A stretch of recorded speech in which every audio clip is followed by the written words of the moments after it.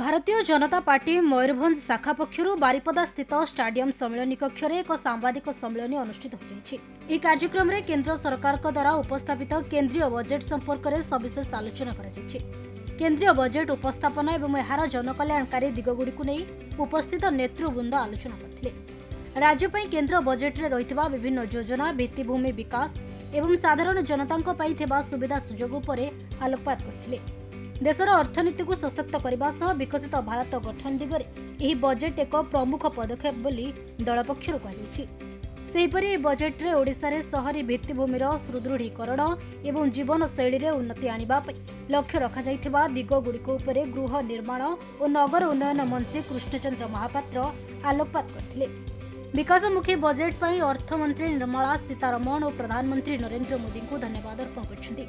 यह कार्यक्रम में मंत्री कृष्णचंद्र महापात्र बारिपदा विधायक प्रकाश सोरेन, उदला विधायक भास्कर मढ़ई, बांगिरपोषी विधायिका संजली मुर्मू, राज्य आदिवासी मोर्चा सभापति कांदरा सोरेन, बीजेपी जिला सभापति प्रमुख उपस्थित रही। धन्यवाद समस्त सांबादिक भाई मान को।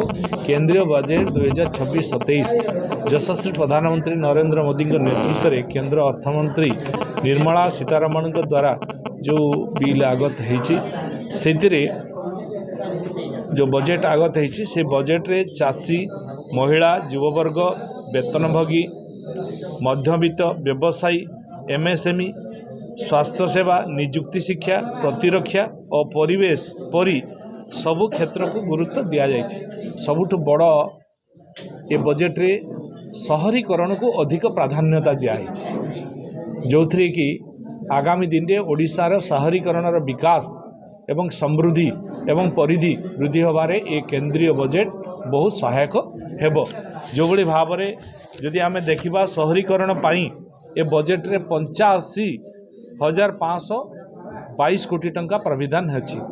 सेथि मध्यरु सहर स्थानीय संस्था गुड़िक अनुदान 37,272 कोटी, सहर स्थानीय संस्था गुड़िक विशेष ढांचागत अनुदान 6,000 कोटी, शहरीकरण विनिमय 2,000 कोटी, प्रधानमंत्री आवास योजना नगर 18,625 कोटी एवं प्रधानमंत्री आवास योजना नगर 2.0 रे 3,000 कोटी, अमृत रे 8,000 कोटी, स्वच्छ भारत मिशन रे 2,500 कोटी, अर्बन चैलेंज फंड 10,000 कोटी एभली प्राधान्यता दिया जाइछि।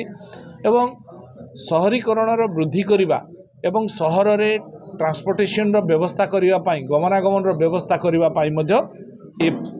बजेट रे 4,000 ई बस प्राधान्यता रही निश्चित भाव में ओडिशा लाभवान हेबो। मयूरभंज प्रदीप्त होता रिपोर्ट खबर।